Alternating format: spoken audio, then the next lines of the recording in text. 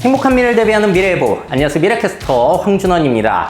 자, 저는 강연을 꽤 많이 다니는데요. 아직까지도 저한테 가장 많이 의뢰가 들어오는 강연 주제는 뭐냐면은 바로 4차 산업혁명에 대한 의뢰가 가장 많이 들어오기는 합니다. 자, 그런데 제가 요즘에 미래예보에 올리는 컨텐츠들 보시면 아시겠지만 제가 오히려 4차 산업혁명보다도 더욱 관심 갖고 중요하다라고 생각하는 영역들이 있고요. 실제로 유튜브 조회수도 그런 쪽의 조회수가 훨씬 더 많이 나오거든요. 자, 그래서 사람들이 이쪽으로 정말로 관심이 많구나라는 것을 많이 느끼고 있습니다. 자, 그래서 준비한 오늘의 주제는 바로 4차 산업혁명보다 어쩌면 더 중요한 이야기, 미래 사회는 무엇이 다른가? 라고 한번 잡아봤어요. 자, 미래 사회 변화들이 많겠지만 그 중에서도 굵직굵직하게 제가 중요하게 생각하는 것들을 짤막하게 정리해서 보여드리려고 합니다. 자, 여러분들은 미래 사회는 무엇이 다르다고 떠오르시나요? 자, 먼저 첫 번째, 미래 사회는 무엇이 다른가? 자, 굉장히 중요한 이야기입니다. 인구 증가의 시대에만 우리가 살아왔었는데 앞으로는 인구 감소의 시대를 살아간다는 것이죠. 자, 얼마 전에 통계청에서 자료를 발표했는데요. 위의 그래프가 출생아 숫자고 아래 그래프가 사망자 숫자예요. 자, 가운데 보시게 되면 드디어 역전이 되는 순간이 있죠. 출생자가 사망자보다 적은 순간, 그래서 인구가 감소되는 순간인데요. 이게 바로 2019년 올해가 될 가능성이 굉장히 높다라고 통계청도 보고 있습니다. 자, 그러니까 우리들은 역사적인 순간을 살고 있는 거죠. 대한민국의 인구 감소가 시작되는 순간, 그리고 그런 것들을 목격하고 경험하는 세대가 될 것이라는 겁니다. 자, 물론 여기서 오해하시면 안 되는 것이 대한민국 자국민의 숫자는 줄어들지만 외국인들이 꾸준하게 유입이 되고 있기 때문에 통계청에서는 2028년까지는 그래도 인구가 늘어날 것이라고 보고 있기는 해요. 자, 하지만 다시 보시면은 이 그래프 안에 사실 이야기들이 너무나 많습니다. 여러분들의 진로, 그리고 여러분들의 세금, 정치, 모든 것들이 이 안에 포함이 되어 있다라고 볼 수가 있겠죠. 자, 그래서 우리들은 인구 감소의 시대를 살아가게 될 텐데요. 제가 전에 컨텐츠에서 다룬 것처럼 이 인구 감소 현상을 누군가는 축복이라고 부르기도 하고요. 누군가는 재앙이라고 부르기도 합니다. 자, 축복이라고 부르는 이유는 이런 거였죠. 자, 일본 같은 경우에는 인구 감소가 시작되면서 지금 청년들이 완전 취업을 하게 되잖아요. 일자리 구하기가 너무 쉬워지고 오히려 구인난에 시달리고 있는데, 자, 사람들이 기대하고 있는 거는 앞으로 경쟁이 완화될 수 있다는 거죠. 교육에서나 취업에서나 뭐 집값도 조금 낮아질 수 있고 뭐 이런 것들을 기대하게 되는 건데, 자, 요게 또 좋은 점이라고 한다면 안 좋은 점도 있을 수 있을 것 같아요. 자, 생산 가능 인구라는 게 있죠. 15세에서 64세까지 한마디로 활발하게 경제 활동을 펼칠 수 있는 인구가 생산 가능 인구인데, 이 인구가 2017년을 정점으로 해서 줄어들기 시작하고 있습니다. 한마디로 한창 일할 수 있는 나이대들이 줄어든다는 건데요. 자, 그러면 누구한테 안 좋을까요? 내수 시장도 축소될 수 있지만 기업에서 사람 구하기가 힘들어지고, 또 누가 또 힘들어지냐면 자영업자들까지 사람 구하기가 힘들어지면서 우리 한국 사회 경제에 안 좋은 영향을 끼칠 가능성도 있다는 거죠. 자, 그래서 선진국 같은 경우에는 뭐 독일도 그렇고 일본도 그렇고 스웨덴도 마찬가지인데요. 외국인들이 자꾸 유입이 되면서 그 빈자리를 채워주고 있는 현상이 펼쳐지고 있습니다. 한마디로 우리 한국 사회도 앞으로는 외국인들이 늘어나고 거기에 따른 사회 변화가, 그리고 갈등까지도 우려가 되는 부분이라고 할 수가 있겠죠. 자, 그래서 인구 감소만 하더라도 상당히 다양한 이야기들을 펼쳐낼 수가 있겠는데요. 자, 일단 고용시장의 변화 예상해 볼 수 있겠고요. 산업도 구조 조정을 해 가야 될 것이고, 자동화의 도입, 우리가 피할 수만은 없을 것 같습니다. 그 부족한 인원을 채워가야 하니까요. 자, 그리고 가치관도 바뀔 수 있을 거고요. 교육 정책도 바뀌어야 되는 거고, 결혼과 연애에 대한 생각들도 바뀌어가는 거고, 국가 정책, 그리고 내수 시장 축소, 그리고 다문화의 확산까지 이러한 모든 요소들이 우리의 인생, 우리의 미래에 엄청난 영향을 끼치게 될 것이라는 거죠. 자, 그래서 이게 4차 산업혁명이라는 것보다 오히려 미래 사회의 가장 중요한 변화라고 저는 생각이 듭니다. 자, 어떻게 동의가 되시나요? 자, 그러면은 간략하게 알아봤고요. 이번엔 두 번째, 어떤 점이 다르냐? 자, 비슷한 내용인데요. 청년들이 중심인 사회를 우리가 살아왔다면 앞으로는 노인들이 중심인 사회로 바뀌어간다는 것입니다. 자, 앞서 인구 감소에 대해서 말씀을 드렸는데 인구가 전체적으로 고루고루 감소가 되면 뭐 괜찮을 수도 있겠습니다만 문제는 뭐죠? 고령층들은 너무나 많이 있는데 젊은 층들이 줄어들게 되면서 저렇게 인구가 역삼각형으로 부양해야 할 인구들이 너무 많아진다는 측면에서 고령화형 인구 감소라는 측면에 있어서 우려가 되는 거겠죠. 자, 또 통계청의 자료를 보시게 되면은 자, 위에 있는 보라 색깔이 뭐냐면 65세 인구고요. 아래쪽에 있는 게 생산 가능 인구, 그리고 저 초록색이 바로 유소년 인구입니다. 자, 유소년과 생산 가능 인구는 자꾸 줄어들고 있어요. 자, 그런데 누가 늘어나고 있죠? 고령층들의 숫자가 급격하게 늘어나고 있습니다. 그래서 2067년이 되면 오히려 생산 가능 인구보다도 65세 이상 인구가 많아질 가능성이 높다라고 지금 보고 있는 거예요. 자, 그럼 생각을 해봅시다. 청년들이 중심이던 세상과 노인들이 중심인 세상. 자, 이거는 같은 사회라고 보기 꽤 어려운 측면이 있다는 거죠. 자, 대표적으로 뭐 이런 게 있어요. 일본에서는 성인용 기저귀 패션쇼까지 열리게 됐는데요. 자, 기저귀라고 하면은 우리가 상식적으로 떠오르는 게 아기용 기저귀를 떠올리잖아요. 하지만 고령층, 초고령 사회가 되게 된다면은 오히려 아이용 기저귀보다 성인용 기저귀가 많이 팔린다는 거예요. 뭐 기저귀뿐만이 아니겠죠. 화장품부터 시작해서 여행 상품, 교육 모든 것들의 변화가 필수적으로 야기된다라고 볼 수가 있겠습니다. 또 다음은 굉장히 심각한 이야기일 수 있겠는데요. 부양비에 대한 조사 결과도 통계청에서 발표를 했어요. 자, 생산 가능 인구 100명이 유소년들 그리고 노인들을 몇 명씩 부양해야 하는가 라는 내용입니다. 자, 1960년을 한번 보세요. 자, 그러면은 생산 가능 인구 100명이 유소년 77명을 부양했고요. 노인은 고작 5명을 부양했습니다. 자, 저 때는 애들을 부양하는 사회였다라고 보시면 되겠고요. 자, 2017년을 보시게 되면은 생산 가능 인구 100명이 아이들 거의 20명가량, 노인 20명가량. 그러니까 뭐 비슷한 수준으로 적게 부양을 하고 있는 그런 수준이에요. 그러니까 지금은 그렇게 문제가 크지 않습니다. 자, 근데 이게 쭉쭉 올라가서 2067년 보세요. 아이들은 거의 없어요. 부양해야 될 아이들은 거의 없는 대신에 부양해야 될 65세 이상의 인구는 생산 가능 인구보다도 많을 수 있다는 겁니다. 자, 이게 상당히 문제가 될 수 있는 것이요.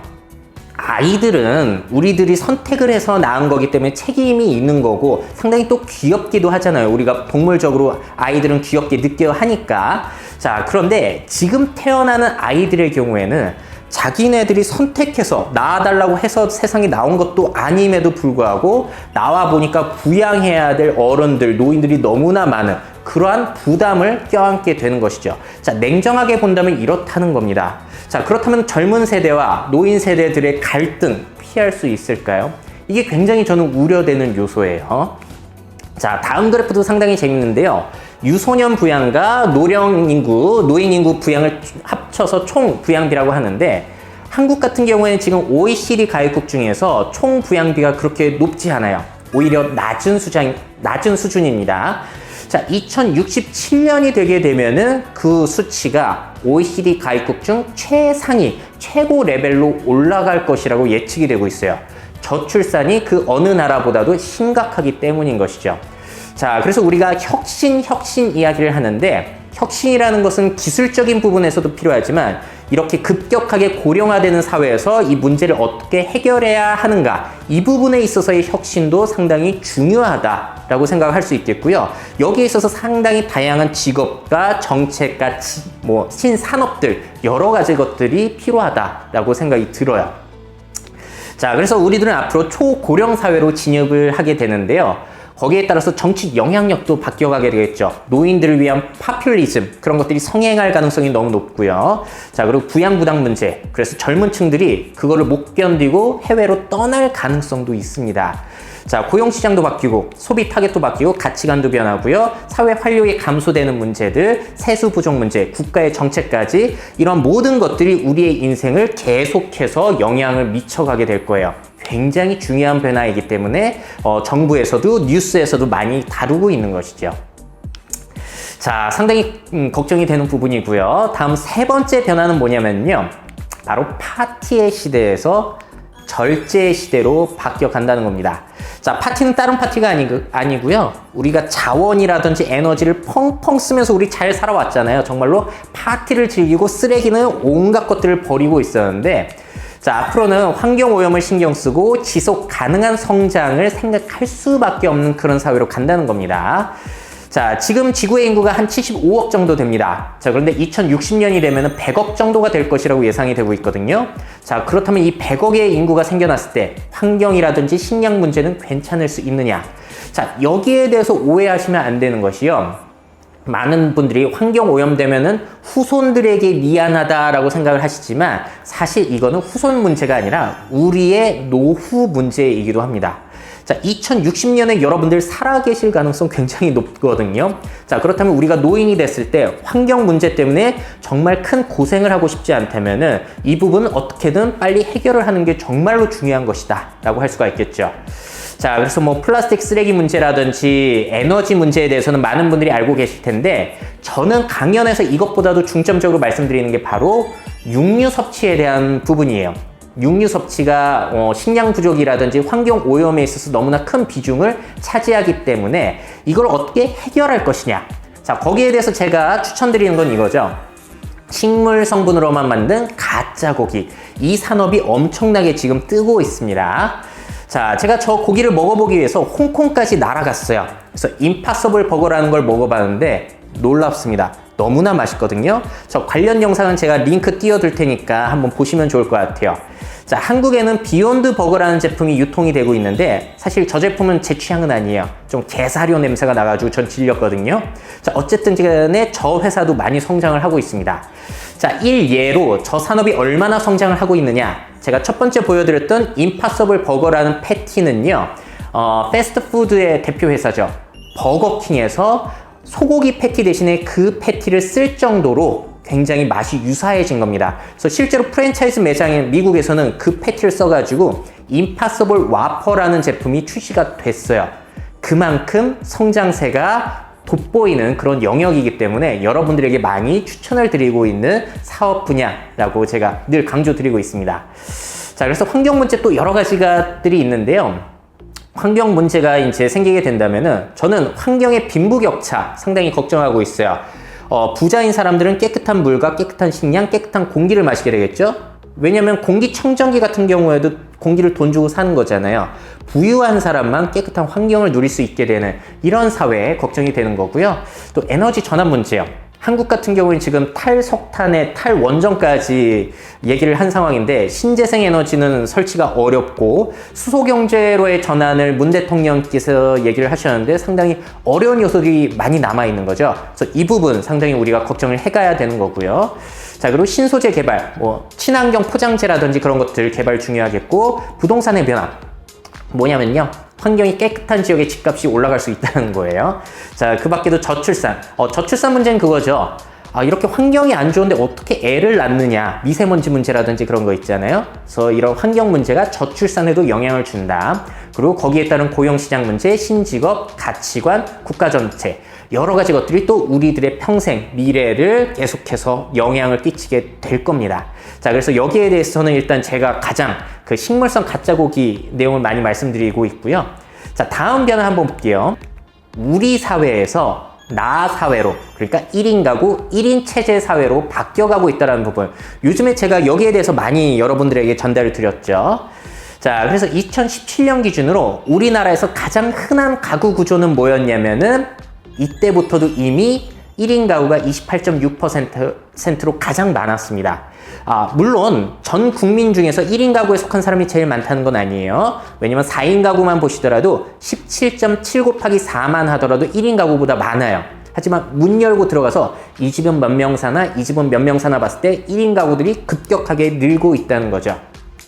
자, 그렇게 되면서 기존 가족 구조와 관련된 산업들은 쇠퇴를 맞고 있고요. 대신해서 1인 가구의 성장과 관련된 산업들이 성장세를 보이고 있다라고 해서 제가 많이 전달을 드리고 있습니다.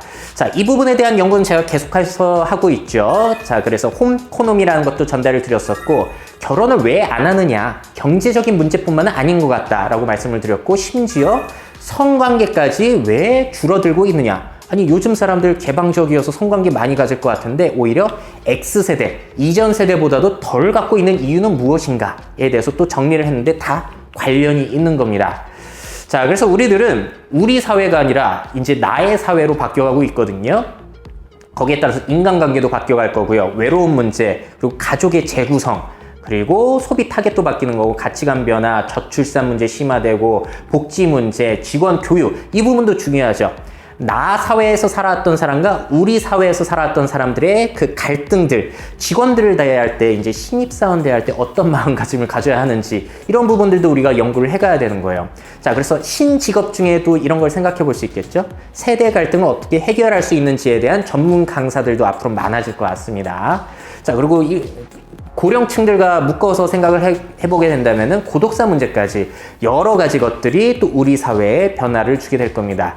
제가 자꾸 우리라는 얘기를 쓰게 되지만 1인 가구가 많아지게 되면 사실 우리 집이라고 부르지 않겠죠. 내 집이라고 불러야지 맞는 그런 상황이 될 것 같습니다. 자, 그래서 이 부분도 한번 생각해 보시면 좋고요. 또 제가 기술적인 부분에 있어서는 4차 산업혁명이란 용어 대신에 이렇게 말씀을 드리거든요. 자, 여러분은 어느 세계의 사람이세요? 어느 세계에 살고 계십니까? 저는 여기에 대해서 세계를 세 가지로 나누어서 구별을 해가지고 요즘에 공부를 하고 있어요. 첫 번째는 물리적인 법칙이 적용이 되는 실제 공간, 실제 세계입니다. 실제로 존재하는. 자, 그런데 문제는 뭐냐면요. 한 공간에 사람이 같이 있다고 하더라도 같은 세계의 사람이라고 보기 힘든 경우죠. 자, 다음 사진을 한번 보세요. 저 왼편에 있는 거는 촛불 시위 모습이고요. 오른편에 있는 거는 태극기 부대 시위 모습입니다. 같은 한국이라는 공간, 같은 서울 광화문 공장에 있지만 같은 세계에 있는데 두 집단은 같은 세계의 사람이라고 볼 수 있나요? 다른 세계의 사람이라고 할 수가 있겠죠. 자, 그래서 이 세계는 제가 신념과 상상의 세계라고 부르고 있어요. 오히려 정신세계라는 얘기보다 이게 더 구별을 하기가 쉬운 것 같더라고요. 자, 그래서 여러분들이 혹시 와이프와 그리고 남편과 갈등을 겪고 있다라고 치신다면은 같은 공간에 살고 있는 건 맞지만 그 사람의 세계와 이 사람의 세계가 다르기 때문에 나타나는 문제라고 저는 생각이 듭니다. 자, 그래서 이 부분에 대해서 계속 공부를 하고 있고요. 철학적인 부분 많이 공부를 하고 있어요. 사회과학이랑. 자, 마지막 세계는 뭐냐면요. 실제 세계를 모방한 세계이자 신념과 상상의 세계를 실제처럼 만들어내는 세계예요. 뭘까요? 바로 가상세계가 되겠습니다. 자, 그래서 제가 이 실제 세계, 신념과 상상의 세계, 가상세계로 나누어서 요즘 공부를 하고 있는데요.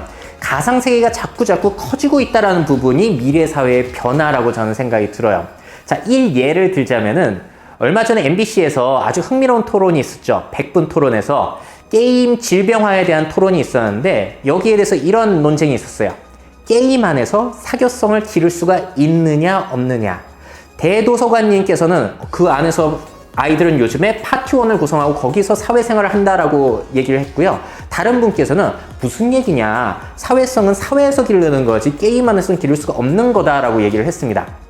자, 저는 참고로 게임을 하지 않는 사람이 있지만 저는 대도서관님의 이야기가 일리가 있다고 봐요.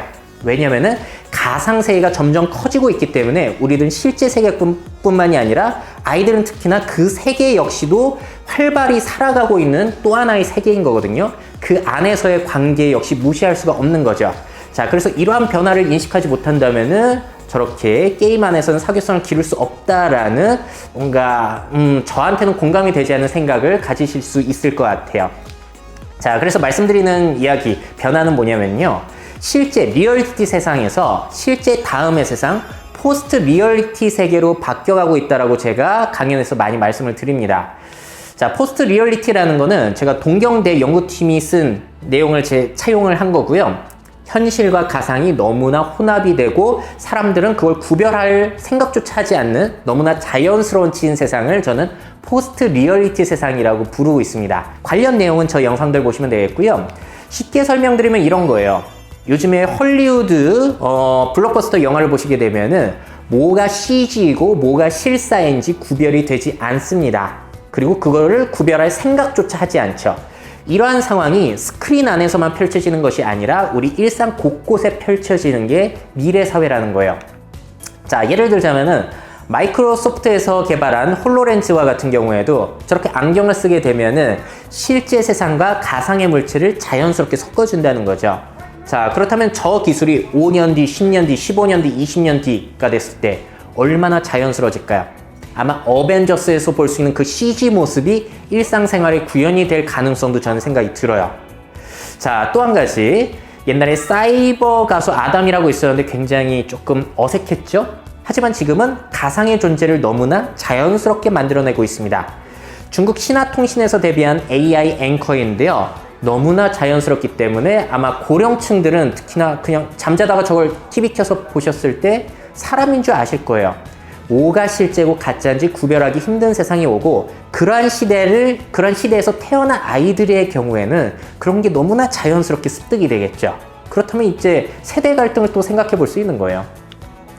자, 그런데 이 가상의 확대에 대해서 나쁘다고 생각하시는 분도 계세요. 좋다고 생각하시는 분도 계시고, 왜 걱정을 하시냐면은 최근에 딥페이크라고 해가지고 인공지능 기술을 이용해서 너무나 자연스럽게 가짜 영상을 만들어내는 기술까지 나오다 보니까 야, 이거 악용될 소지 역시 너무나 충분하다라는 거예요. 그래서 이 부분에 대해서 대비가 필요한 건 분명한 것 같고요. 자, 하지만 가상의 세계는 점점 커질 것이고 막을 수가 없습니다. 그 성장을. 장점도 있죠. 돈, 시간, 노력, 자원까지 절약을 해줄 수 있다는 부분. 그래서 우리가 이걸 개발하고 있는 거잖아요. 자, 그리고 비행기 파일럿이라든지 전쟁 상황 같은 것을 훈련할 때 안전하게 시뮬레이션까지 가능하다라는 여러 가지 장점들을 가지고 있기 때문에 이 가상 세계를 얼마나 잘 활용하고 그 가상 세계에서 얼마나 잘 적응하느냐도 미래의 역량에 있어서 굉장히 중요한 부분을 차지한다라고 말씀을 드리고 있죠. 자, 그래서 포스트 리얼리티의 시대. 세대 차이 문제가 생겨날 수 있겠고요. 인간관계에도 변화가 생겨날 수 있어요. 아까 말씀드린 것처럼 게임 파티원 같은 거요. 자, 그리고 소비 변화 생각해 볼 수 있고, 세계의 재구성, 제가 세 개의 세계로 나눠서 생각하고 있다고 말씀드렸죠. 그리고 데이터 전쟁, 가치관 변화, 저출산 문제 또 연관될 수 있어요. 가짜 뉴스 걱정을 해야 될 것 같고요. 하지만 이 가상 공간이라는 것은 한계가 없기 때문에 얼마든지 우리가 개척을 해갈 수 있는 무궁무진한 공간이라는 점에서 미래 아이들에게는 이쪽 분야에 대한 이야기를 좀 많이 해주고 있는 편입니다. 자, 그래서 기술 얘기에 있어서는 제가 이 부분을 많이 초점을 두고 있고요. 자, 마지막 얘기입니다. 아까 잠깐 말씀을 드렸지만 이러한 모든 미래 사회의 굵직한 변화들에 적응한 세대들이 이제 계속해서 탄생을 하게 될 거예요. 자, 어떤 변화냐? 그렇다면 베이비 부머 X세대에서 어떤 세대로? 밀레니얼 그리고 Z세대로 바뀌어가고 있고요. 또 그 이후의 세대들이 나타나게 되겠죠. 자, 참고로 밀레니얼과 Z세대는 쉽게 말씀드리자면 이래요. 10대부터 30대 젊은 층들이라고 보시면 되겠습니다. 아무래도 디지털 환경에 익숙하고 저출산에 익숙한 그런 세대들인데, 자, 어떤 것들이 영향을 미친지 다시 정리를 해보자면은 인구 감소로 이제 살아가게 될 아이들이고요. 자, 그리고 고령화 시대에 익숙해지는 사람들, 경기 침체에 익숙해져서 벌써 안정을 추구하고 있죠. 욜로라든지 소확행 그런 것들이요. 자, 1인 가구에 너무나 익숙해지고, 그리고 새로운 교육을 받는 세대이자 가상 세계에서 살고 있는 사람들, 그리고 글로벌 의식을 가지게 되고요. 민족 의식보다 글로벌 의식이겠죠. 그리고 현재 지향성, 안정 추구, 이런 것들이 결과적으로 나타나게 되면서 상당히 다양하게 사람들의 의식 변화에도 영향을 미친다는 겁니다. 자, 이렇게까지 해서 어쩌면 4차 산업혁명이라는 용어보다도 미래 사회의 중요한 변화를 표현해 줄 수 있는 그런 것들을 제가 간략하게 소개를 해드렸어요. 자, 저는 변화라는 것은 파도와 같다라고 생각을 합니다. 자, 변화는 좋다 나쁘다를 따지기 전에 우리가 어쩔 수 없이 받아들여야 되는 부분이 있는 것 같아요. 변화를 우리가 막기란 너무나 힘들기 때문에. 자, 그래서 제가 생각하는 것은 이렇습니다.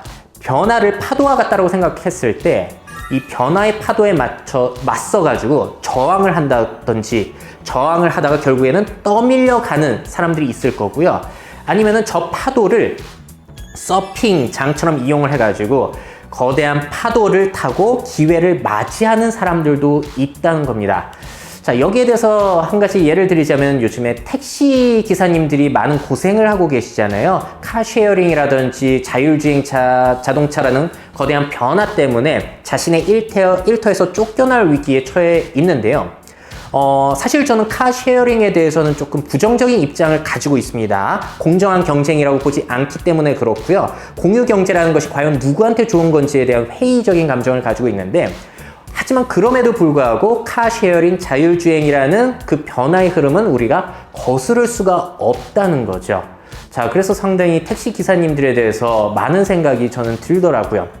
그래서 여러분들의 생활 영역에도 그러한 것들이 계속해서 영향을 미치지 않을까라고 생각이 들고요. 자, 그래서 또 제가 긍정적으로 얘기를 드리자면 이런 거예요. 요리를 하듯이 이러한 트렌드들을 자신이 좋아하는 분야, 잘하는 분야에 막 섞어서 뭔가 새로운 레시피를 만들어 가시게 된다면은 여러분들만의 기회를 창출할 수가 있다는 거죠. 자, 그래서 거기에 대한 사례들 많이 말씀을 드리지만 또 한 가지, 요즘에 청년 실업난이 크다 보니까 제가 시작한 컨텐츠가 이거죠. 바로 미래 신직업 연구소라고 해가지고 새로운 트렌드를 이용해서 어떠한 직업이 생겨나고 어떠한 산업이 성장세를 갖고 있는지 한 달에 한 번씩 정도 꾸준히 올리려고 하고 있습니다. 그래서 여러분들 이 컨텐츠도 많이 봐주시면 좋을 것 같아요.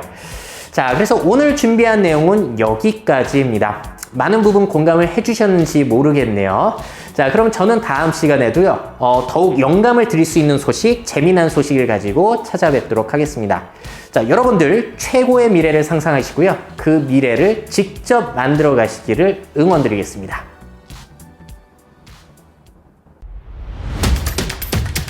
Make your futures. 미래 채널 마이F.